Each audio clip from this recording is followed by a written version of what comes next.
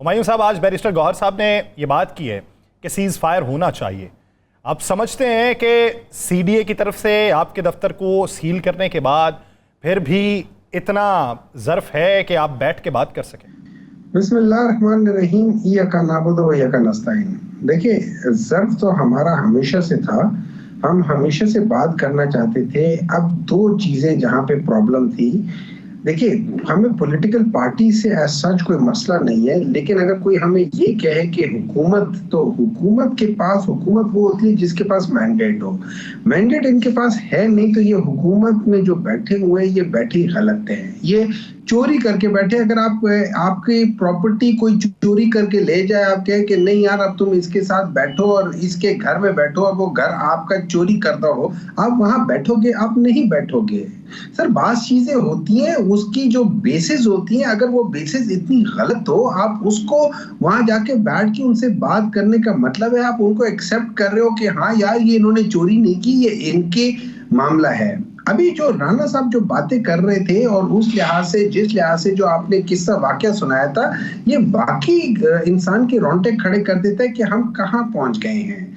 हमारे जो आबाओ अजदाद थे वो आबा तुम्हारे ही, लेकिन तुम क्या हो, हाथ पे हाथ धरे मुंतज़िर फरदा हो। तो हम लोग तो उस किस्म के लोग हैं कि जो कि मेरे ख्याल में अब तो किरदार को छोड़ो, गुफ्तार को छोड़ो, हम गुफ्तार से भी नीचे गिर चुके हैं। हमें समझ नहीं आती कि हम करें तो क्या करें। और मजे की बात यह है कि जब आटा लेकर आते हैं तो आटे के अंदर भी मिलावट होती है। अब बात आ जाती है कि इनके साथ बातचीत करने की।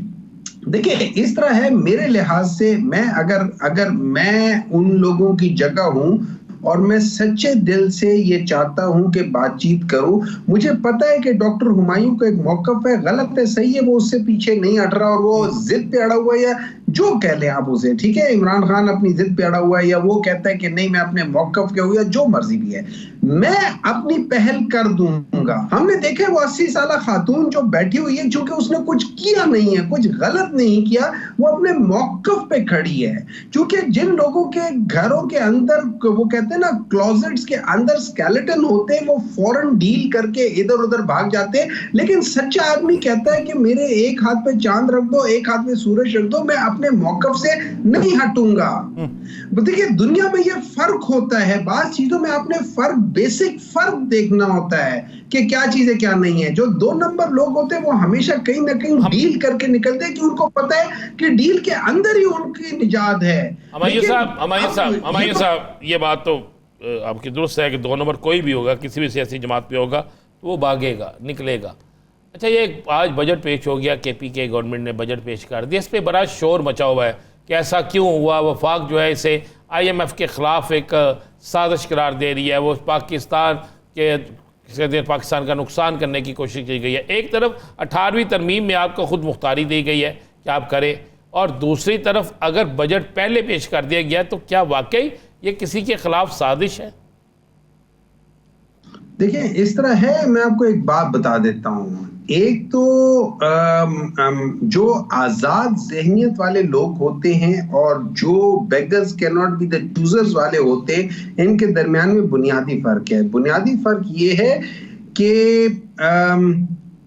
जो KP ने अपना बजट किया है, वो बजट बेसिकली आवाम के लिए है, और वो हम लोगों ने, अगर हम लोगों ने किया, हमने कोई गलत नहीं किया, ठीक है। आप उसके अंदर, फिगर्स के अंदर आप ये कह सकते हो कि यार तुम्हारे पास पैसे कहां से आएंगे, ये कहां से आएंगे। लेकिन जब मैं बजट बना रहा हूं, एज अ सूबा बना रहा हूं 18th अमेंडमेंट के तहत, ये बिल्कुल कॉन्स्टिट्यूशनल तरीका है, ठीक है। अब ये रह गए ये लोग, तो वो कहते हैं नाहक इन मजबूरों पे ये तोहमत है मुख्तारी की, चाहते हैं सो वो करे हैं, इनको अबस बदनाम किया।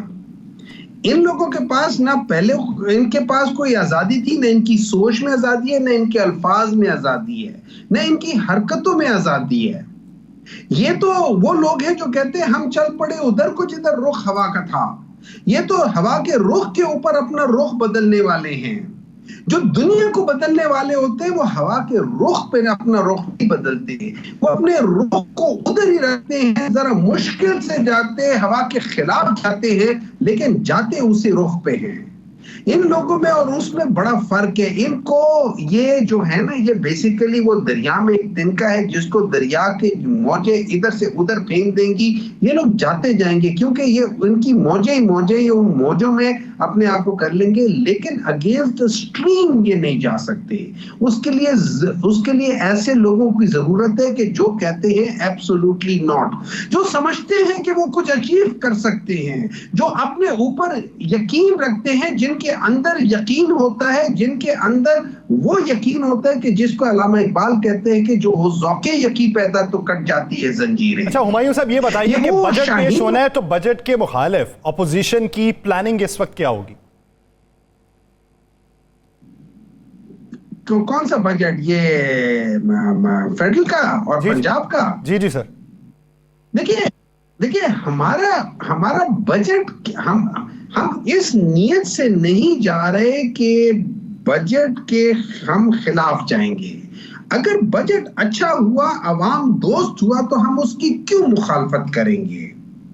अगर बजट ऐसा हुआ कि जिसके अंदर जो पैसा है वो डायरेक्ट ट्रांसफर हो रहा है टुवर्ड्स दी जो एक्चुअल जिसको पैसा मिलना चाहिए वहां ट्रांसफर हो जाए। फॉर एग्जांपल, अगर ये एजुकेशन में देते, और मैं कहता हूं काश ये काम केपी भी करता, मैं ये नहीं कह रहा हूं, ये बेहतर तरीका है कि अगर वो करता, आप एक बजट बना लेते और आप स्कूलों के अंदर जो रिपेयर है उसमें अगर आपने सिर्फ थोड़े से पैसे दिए तो आप उसको स्टूडेंट वाइज चाहे 200 रुपए करे पर स्टूडेंट, वो कर ले। उससे होगा क्या, फायदा क्या होगा? जो स्कूल हैं जिनको आप बजट दे रहे पर student as a repair and maintenance वगैरह, तो वो स्कूल ऑटोमेटिकली अपने बच्चों की तादाद बढ़ाने की कोशिश करेंगे। जब आप एक फिक्स पैसा दे देंगे तो स्कूल के लिए इंसेंटिव नहीं होता कि मैं अपने आप को कैसे बेहतर करूं। तो हम लोगों को, और मैं ये केपी वालों के लिए मैं एज अ केपी पीटीआई का हूं, मैं उनको एक मशवरा भी दूंगा कि आप इस चीज को जरूर देखो कि जब आप किसी स्कूल को पैसे दे रहे हो तो आप डायरेक्ट स्कूल को पैसे दो और उसको स्टूडेंट के लिहाज से करो, चाहे 200, 300, 400 रुपए पर स्टूडेंट क्यों नहीं करते हो, लेकिन करो पर स्टूडेंट, ताकि उस स्कूल के पास एक इंसेंटिव हो कि वो अपनी तादाद बढ़ाए और ज्यादा पैसे ले सके। अगर आप ये दे देंगे किसी दरमियान में किसी ब्यूरोक्रेट को दे देंगे, किसी कमिश्नर को दे देंगे, डीसी को दे देंगे, वो अपनी गाड़ियों के पेट्रोल में इस्तेमाल कर लेगा, स्कूल को नहीं देगा। तो हम लोगों ने अपना कॉन्सेप्ट चेंज करना है रिगार्डिंग कि हम बजट को आगे देंगे कैसे। ये तो कह देना कि हमने, देखो हम लोग ऑलरेडी, हम लोग जो ह्यूमन इंडेक्स जो है उसके ऊपर हमारी बहुत कम इन्वेस्टमेंट है। अच्छा मैं एक और बात बता देता हूं, पाकिस्तान में 2 फैसले ऐसे हैं जिसने पाकिस्तान को तबाह किया है। एक जो आईपीपीस का फैसला था कि जो हम कैपेसिटी पेमेंट कर ले, दूसरा 2015-16 में जो पेंशन्स के ऊपर जो फैसला हुआ था, फाइनेंस के साथ हुआ था, उसने पाकिस्तान के लिए जो पेंशन है उसको तबाहकुन चीज बना दी है। अच्छा, इन दोनों फैसलों में अल्हम्दुलिल्लाह 2 वो पॉलिटिकल पार्टीज हैं कि जैसे अभी आप कह रहे थे, हजरत उमर की मिसाल दे रहे थे कि वो से तो आप चादर पूछते थे कि इनसे जरा पूछे इनके फ्लैट्स कहां से आए हैं, इनसे पूछे ये आए कहां से। वो सिंपल कह देते कि जी मेरे बाप दादा ने मुझे दिया है। अच्छा, फिर जब बाप दादा से पूछे कहां से दिया, वो कहते हैं ये तो मेरा है ही नहीं, ये तो मेरे बेटे का है, मेरे से कोई ताल्लुक नहीं है। तो मुझे समझ नहीं आती कि हम लोग आखिर, हम लोग क्या, ये अवाम के क्या, ये मतलब ये अवाम क्या है, ये इसको हम लोग समझते क्या है।